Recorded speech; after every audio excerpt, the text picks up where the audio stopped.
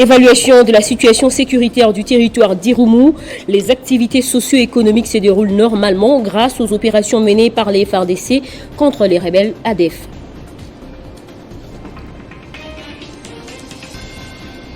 La marche de l'opposition pour dénoncer l'insécurité est reportée pour le jeudi 18 mai prochain par le gouverneur de la ville de Kinshasa, Jean-Tini Ngobila, pour des raisons sécuritaires. Mais les représentants de partis politiques de leur côté persistent et signent qu'ils vont marcher ce samedi 13 mai. Audit du fichier électoral, la conférence épiscopale nationale du Congo et l'Église du Christ au Congo propose que la tâche soit confiée à un organisme indépendant pour plus de transparence.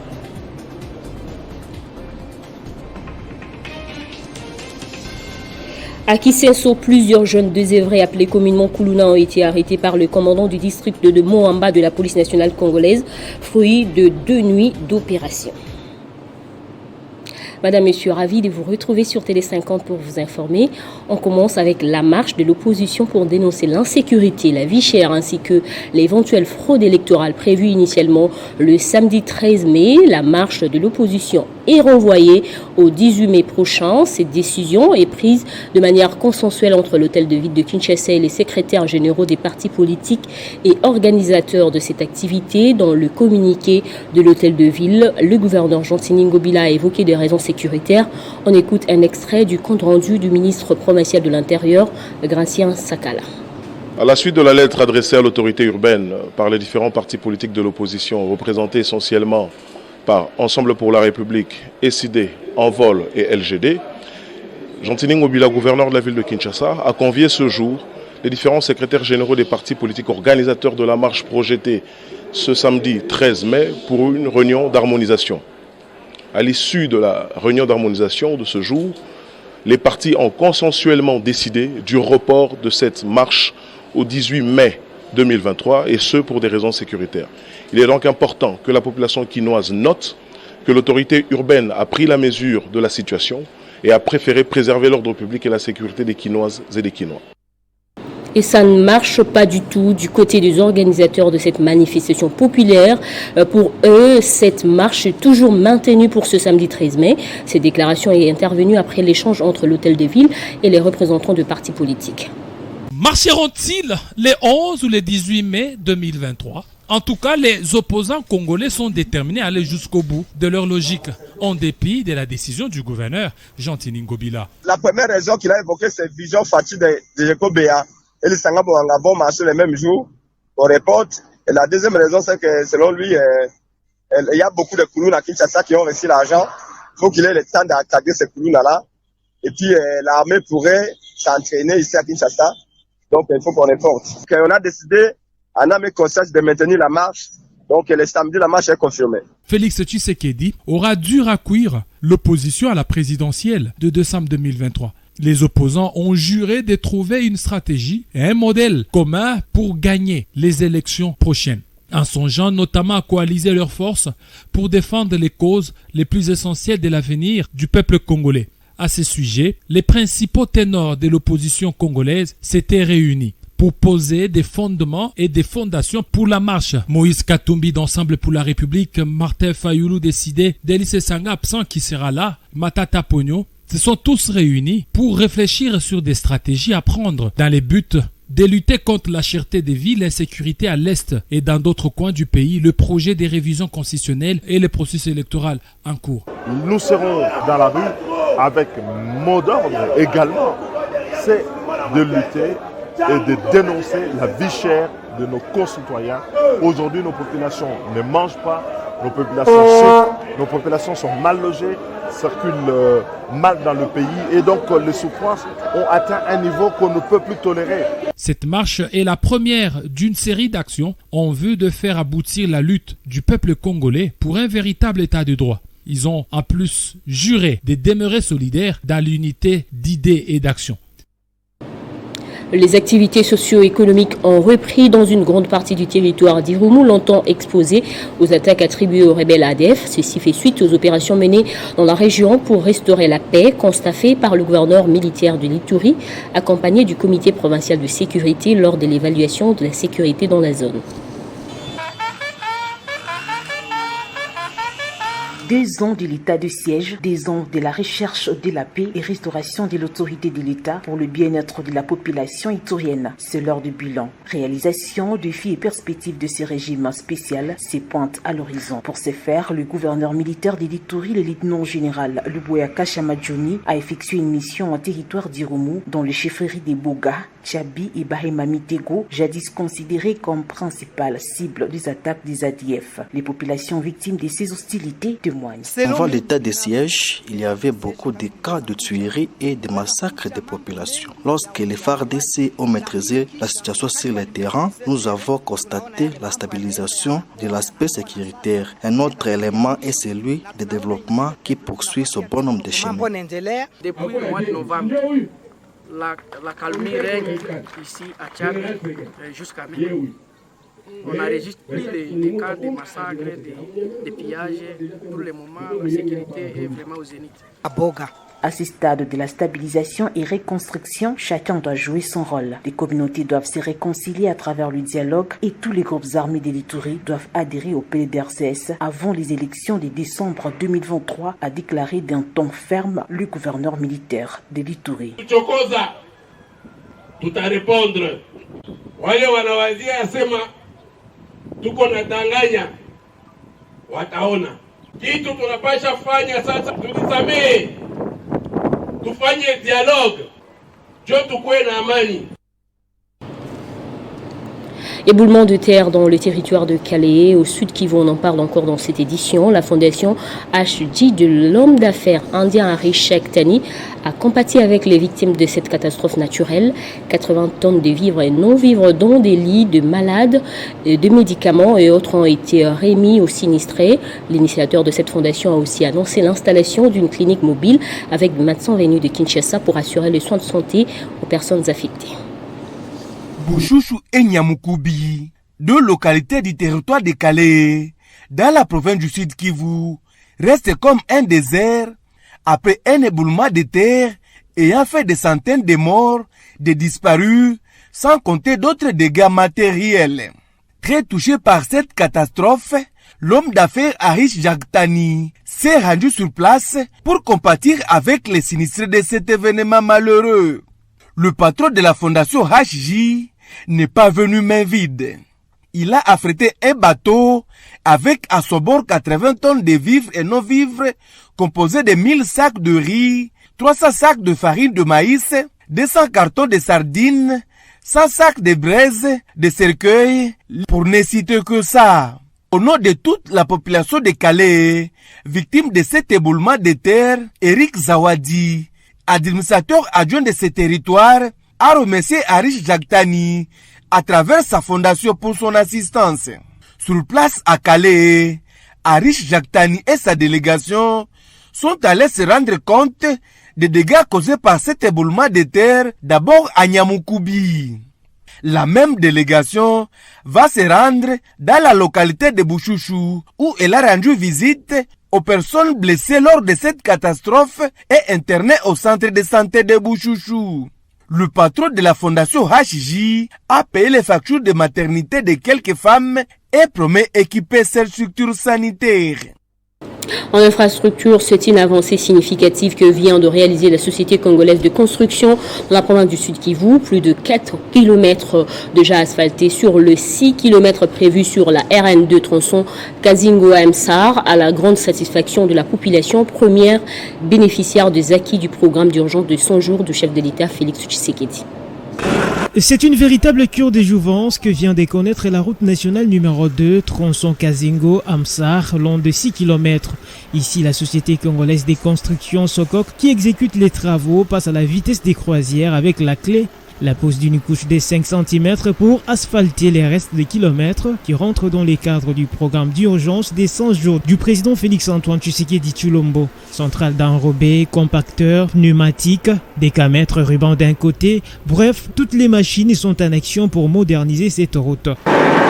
Nous avons déjà posé l'enrobé à 4 km 200. C'est-à-dire, auparavant, on avait fait 3 km 200. Nous avançons avec 1 km et puis va nous rester peut-être 1 km 800 pour terminer le tronçon Kazingo-Amsar. Nous avons au moins 20 km pour le projet de 100 jours. Et nous pensons qu'on peut terminer tout ça au courant de toute l'année. Alors, ils doivent s'approprier de l'ouvrage, ils doivent entretenir l'ouvrage, qui respecte seulement les consignes, tout ce qui est consigne, qu'on va leur demander. Du côté de la population, première bénéficiaire des actions du chef de l'État, c'est un sentiment de joie. On perdait des lames, des pneus suite à la mauvaise état de la route. Mais aujourd'hui, la route est très belle. Nous avons maintenant la route. Aujourd'hui, on roule très bien. Financé par le Trésor public sur plaidoyer mené par la distinguée première dame Denise Nyakeru Tshisekedi auprès du gouvernement Sama. Après le débat autour de l'audit du fichier électoral continue de faire jaser au sein de l'opinion. La mission d'observation électorale des églises catholiques et protestantes dit ne pas vouloir d'un auditeur externe qui sera contrôlé par la Commission électorale nationale indépendante. Selon la CNQLCC, son rapport pourrait être orienté et manipulé. Les églises proposent par contre de confier la tâche à un organisme indépendant appuyé par des experts nationaux.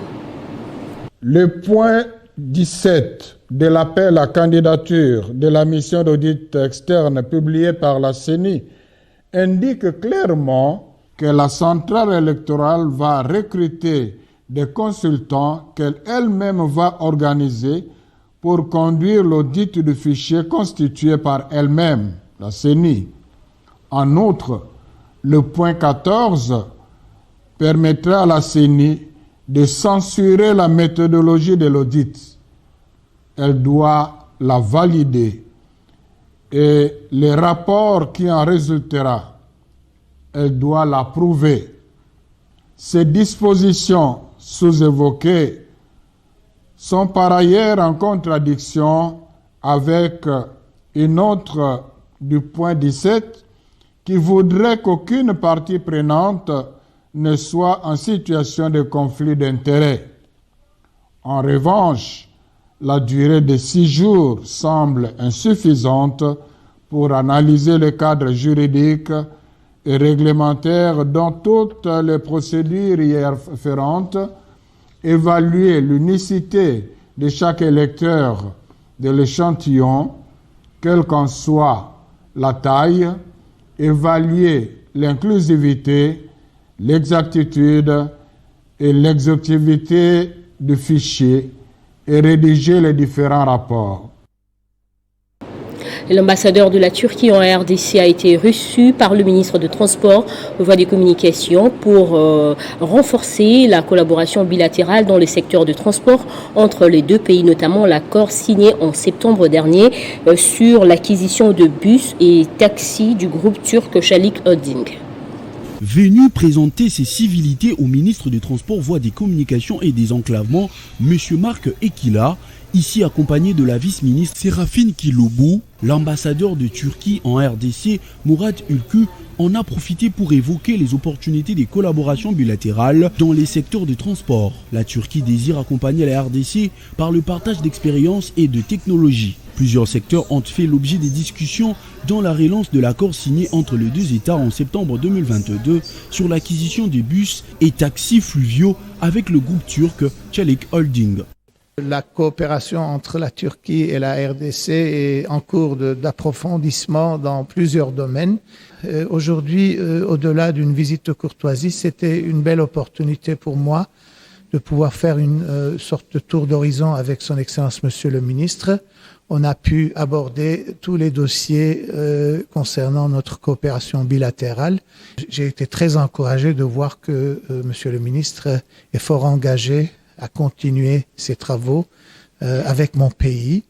Et nos discussions ont couvert presque tout, le côté aérien, le côté ferroviaire, le côté routier, le côté fluvial, aussi pour la création d'un système intégré de transport fluvial. Une plaidoirie qui a trouvé un écho favorable auprès du ministre des Transports, Voies des Communications et des Enclavements, M. Marc Ekila, qui s'est dit disposé à travailler avec les secteurs tant publics que privés turcs qui offrent énormément d'opportunités d'investissement. Félix Tshisekedi en tête des intentions de vote du sondage léger, une firme de sondage canadienne. Il dévance largement Moïse Katumbi et Martin Fayulu. Les résultats de cette enquête ont été publiés en début de semaine. Gaëtan Kouabourandi nous en dit plus. À 7 mois de l'élection présidentielle, Félix-Antoine Tshisekedi se trouve bien positionné par rapport à ses challengers dans les intentions de vote s'il faut croire aux résultats du sondage léger. L'enquête publiée le 8 mai le classe en tête des listes. Félix-Antoine Tshisekedi est largement en avance dans les prévisions électorales en RDC, peut-on lire sur les rapports. Les résultats démontrent que le président actuel Félix-Antoine Tshisekedi obtient 48% de votes, devançant ainsi Moïse Katumbi Tchapoué 23% de votes et Martin Fayulu 16% de votes. Pour arriver à ces résultats, l'EG a mené son enquête auprès des 3119 Congolais et Congolaises. Sur Internet, l'entreprise se présente comme la plus grande firme de sondage, de recherche marketing et analytique à propriété canadienne. Outre ses intentions de vote, Félix Tshisekedi a aussi une cote de popularité considérable. 71% des Congolais ont une opinion favorable à son égard, contre 23% des répondants avec une opinion négative à ce sujet. À titre comparatif, Moïse Katumbi, qui vient en second lieu avec 56% d'opinions favorables contre 32% d'opinions défavorables, alors que Martin Fayulu a 47% d'opinions favorables et 39% d'opinions défavorables. Il s'agit en effet d'un récent sondage réalisé du 6 au 24 février 2023. Léger est l'une des plus importantes firmes francophones hors France. Elle a réalisé de nombreux sondages en Afrique francophone, notamment au Gabon, en Côte d'Ivoire, au Congo et au Maroc. Le directeur général des lignes maritimes congolaises Jean-Claude Mukendi a été plébiscité ce jeudi par l'agence de communication Panorama pour sa bonne gestion. Le directeur général de cette entreprise a dédié ce prix d'excellence aux agents et cadres qui, d'après lui, abattent un travail de titan au quotidien. L'orthodoxie dans la gestion imprimée par Jean-Claude Mukendi Mbiamouza depuis sa nomination à la tête des lignes maritimes congolaises impacte le monde des affaires congolais au point de faire des émules. Les retombées de ses exploits sont régulièrement reconnues. En moins d'une semaine, le patron de l'armement national a reçu 2 prix d'excellence. Ce jeudi, le directeur général de l'agence de communication Panorama est venu lui remettre les trophées d'excellence dénommés Prix Panorama pour la bonne gestion, une reconnaissance pour ses exploits dans le redressement du géant des mers. M. Jean-Pierre Mukendi Mbiamouza, directeur général des lignes maritimes congolaises. Ce dernier fait désormais partie de ce qui restait des bénéfices du pays, dévoué pour la cause nationale. Très touché par cette reconnaissance, le directeur général de LMC a vivement remercié cette agence de communication pour le choix porté sur sa modeste personne et au président de la République, Félix-Antoine Tshisekedi Tshilombo, pour sa nomination à la tête du transporteur d'État. Je remercie infiniment le Dieu Tout-Puissant qui, à travers son Excellence, Monsieur le Président de la République, Félix-Antoine Tshisekedi Tshilombo, nous a placés à la tête de ces géants de mer, je cite les lignes maritimes congolaises SA. Ceci reflète Lutte contre le phénomène Kuluna dans la commune de Kisenso. 2 nuits successives des opérations ont permis à la police de mettre hors d'état de nuire les malfrats qui terrorisaient les habitants de cette commune. Un travail supervisé par le commandant du district de Moamba, le colonel Freddy Lifing. Après 2 nuits des opérations intenses sur la traque des malfrats, communément appelés Kuluna, dans les zones des opérations Kisenso 1 et 2, voici les résultats. 80% des Kuluna de la commune de Kisenso sont arrêtés grâce à la détermination du commandant de la police de Moamba, le colonel Freddy Lifenge. Baye, Mosana Bango, Bobele Kokene Okote na batu na bandako. Mosana Bango, Bobele Kosima Machete, Kozokisa batu. Mosana Bango, Koiba. Mosana Bango, Koviole. Voilà, raison na biso. Kokuta na lelo, po ete biso na bango. Tokuta na farafar. Eza bongo te? Tozali préparé. Tozali préparé po ete tokende kobengana. Bao nyonso bazali ko déranger population bango nde bazali bakonzi na biso. Après les avoir arrêtés, ils sont déférés devant les cours des tribunaux pour que chacun réponde de ses actes. Le message est lancé à la population de Kisenso de continuer de faire confiance à la police en dénonçant tout cas suspect. Dans le Haut-Katanga, l'aéroport international de la Luano a désormais un terminal VIP qui répond aux normes internationales. Cette nouvelle bâtisse a été financée par le gouvernement provincial. C'est le gouverneur de province, Jacques Yaboula, qui a ouvert ce terminal. Un reportage signé Jean-Marc Kassongo. En coupant ces rubans symboliques, le gouverneur de province Jacques Yaboula Katoué, avec à ses côtés le président de l'Assemblée provinciale et les vice-gouverneurs, procède ainsi à l'ouverture au public terminal VIP de l'aéroport international de la Luano. Ce cadre se veut être un espace d'échange, d'accueil et de convivialité pour les passagers, a indiqué l'entrepreneur. Il s'agit d'un ouvrage construit en 2 mois seulement sur financement propre du gouvernement provincial du Haut-Katanga. Le ministre provincial des infrastructures, Eric Sakuyema, a pour sa part salué la détermination du gouverneur Jacques Yaboula qui matérialise chaque jour la vision du chef de l'État, Félix Tshisekedi, en modernisant les infrastructures de sa province, à l'instar de ses terminales. La province du Haut-Katanga a eu le privilège d'être choisie au préalable par son Excellence, Monsieur le Président de la République, chef de l'État, pour la tenue du sommet de la SADC prévu au mois de mars dernier. Son Excellence, Monsieur le Gouverneur de province Jacques Yaboula Katoué, a pris l'initiative de construire un terminal VIP afin d'offrir un cadre d'accueil digne de leur rang à toutes les autres personnalités conviées à ce sommet, mais aussi de doter l'aéroport de Lubumbashi des infrastructures appropriées à l'instar des infrastructures retrouvées sous d'autres cieux. Du bureau d'études de l'Assemblée provinciale du Congo central, le député provincial Guy Lepondou a finalement décidé de reformuler sa question orale avec débat, adressée le 18 avril dernier au gouverneur du Congo central Guy Bandou. Le document a été déposé le lundi dernier malgré l'attitude hostile manifestée contre lui par les agents de sécurité commis dans l'enceinte de l'organe délibérant. C'est dans l'avant-midi du lundi 8 mai 2023 que le député provincial du Congo central, Guilain Panzoun Sassa Mangovo, dépose à l'Assemblée provinciale sa question orale avec débat reformulée adressée au gouverneur Guy Bandou Ndungidi. Mais le fond de la question reste le même, mais j'en ai profité aussi pour introduire certains points qui ne se trouvaient pas dans la première question. J'ai introduit 3 points. J'ai demandé le bilan à mi-parcours de l'action du gouvernement provincial, du programme du gouvernement provincial. J'ai demandé quelles sont les difficultés que les gouverneurs de province rencontrent dans l'exécution du programme d'action et quelles sont les pistes de solutions envisagées. Et ensuite, c'est que le programme du gouvernement est financé par 3 sources. Les rétrocessions du pouvoir central, les recettes propres de la province et l'appui des partenaires techniques et financiers. Depuis que ce gouvernement est en place, quel est l'appui qu'ils ont reçu en termes de réalisation du gouvernement par rapport au financement des partenaires techniques et financiers? Donc je demande à la population du Congo central de se calmer. Nous sommes le 8 mai, mais les tergiversations qui ont entouré la situation de cette question orale, je ne comprends même pas pourquoi la situation s'est aggravée, parce que j'ai vu qu'il y a même certaines personnes qui ont même manifesté contre la question orale avec débat, alors que c'est un travail normal. Pour les leaders locaux là, sa démarche entre dans le cadre de ses prérogatives, notamment le contrôle parlementaire.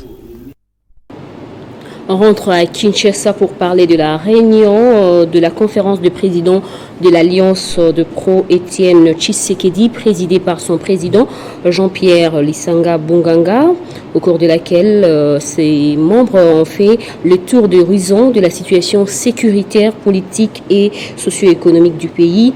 Et à cette occasion, elle projette une marche populaire et pacifique en soutien au FARDC le vendredi 26 mai prochain.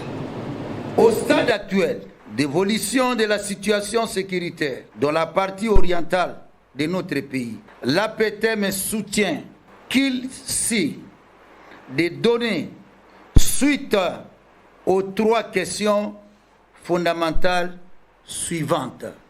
Faut-il continuer à maintenir l'état de siège qui, de toute évidence, n'a donné des solutions ou des résultats escomptés? Faut-il continuer à confier la sécurité du pays aux forces armées étrangères alors que leur présence n'apporte pas de solutions à la sécurité du pays. Combien faut-il encore des sommets pour que M. Paul Kagame cesse d'agresser la République démocratique du Congo? C'est pourquoi APTEMO projette pour le vendredi 26 mai 2023 une marche populaire et pacifique de soutien à nos forces armées. Enfin, APTEMO tient à réaffirmer que notre pays est en guerre. L'APTEMO souhaiterait que le président de la République se mette dans certaines de ses sorties en tenue qui rappellent que nous sommes en guerre. Constant Mutanda, président de la DIPRO, était devant le Chevalier de la Plume ce jeudi. Au cours de cette activité, il a souligné qu'aucun pays au monde n'a été sécurisé par des forces étrangères. Seule l'armée congolaise renforcée en capacité logistique et humaine peut arriver à bouter hors d'état de nuire l'ennemi. C'était au cours d'une conférence de presse que le président de la DIPRO, Constant Mutanda, s'est livré aux questions des journalistes à Kinshasa. 3 points importants étaient au sommaire de cette rencontre: la situation sécuritaire à l'est du pays, l'évolution du processus électoral et la fameuse proposition de la loi Tchani. Tous a été passé au peigne fin par les présidents de la DIPRO. Sur le processus électoral, Constant Mutanda n'a pas gardé sa langue en poche et a évoqué les sacrifices consentis par la DIPRO pour l'évolution de ces processus en cours. Vous puissiez revenir sur ce fait. Oui, processus électoral. Mais est-ce qu'on peut avoir le courage aujourd'hui, que ce soit ceux de la MOUCA, FCC, Union Sacrée, de considérer qu'il y a eu un groupe de jeunes politiques qui ont aidé à remettre ce que sur le rail? Sur la question de la loi sur la congolité, la DIPRO pense que cette loi ne peut pas être adoptée car il faudrait toucher à la Constitution. Et en l'état actuel de notre législation, de notre arsenal juridique, il n'était pas possible de priver certains compatriotes congolais de leurs droits fondamentaux. Constant Mutanda a clôturé cet échange avec les professionnels des médias en annonçant la grande marche qui prépare la DIPRO pour exiger les élections dans les délais constitutionnels. Place au rappel des titres.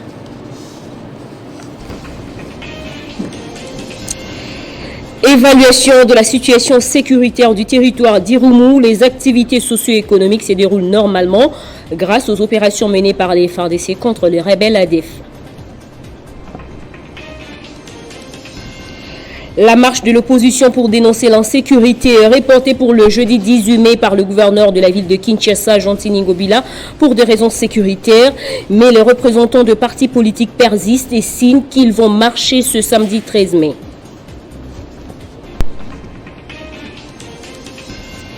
Audit du fichier électoral, la conférence épiscopale nationale du Congo et l'église du Christ au Congo proposent que la tâche soit confiée à un organisme indépendant pour plus de transparence.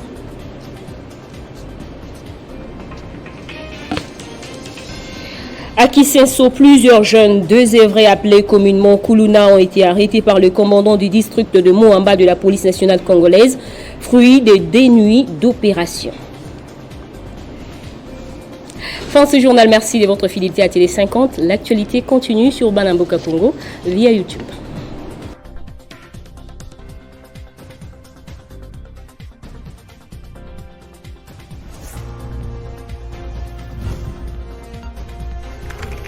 L'actualité reste en continu.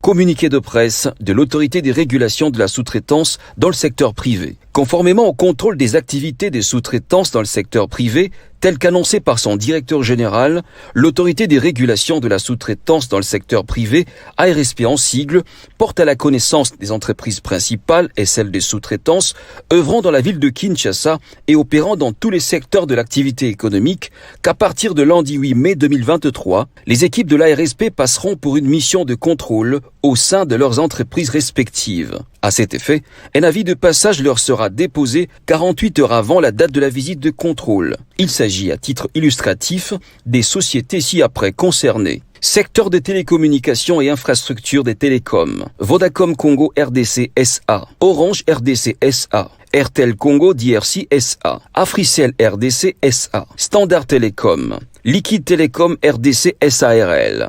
Huawei Technologies RDC SARL.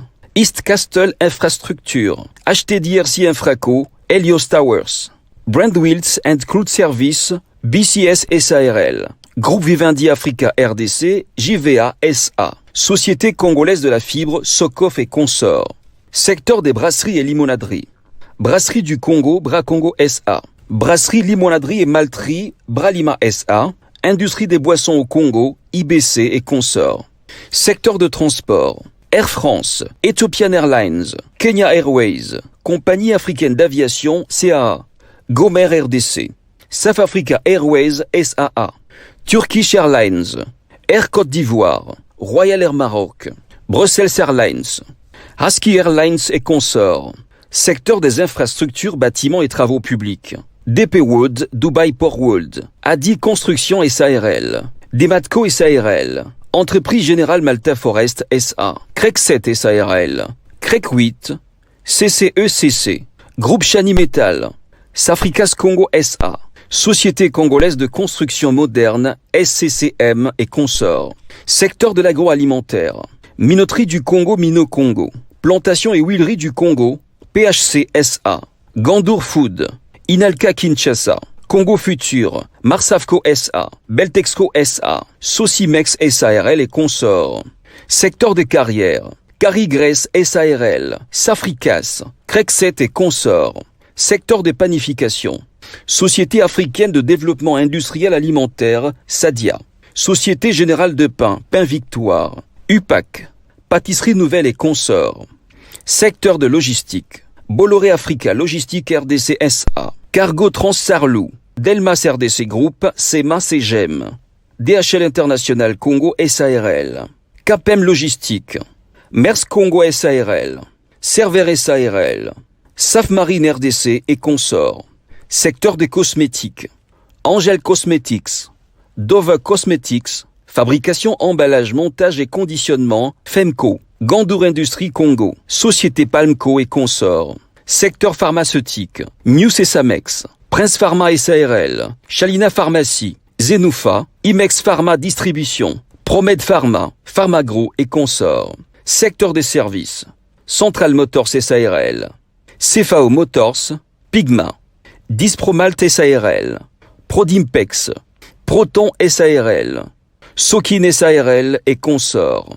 Fête à Kinshasa le 5 mai 2023. Honorable Miguel Katem Kachal, directeur général. ARSP, bras armé de l'État pour la création et le développement de la vraie classe moyenne congolaise.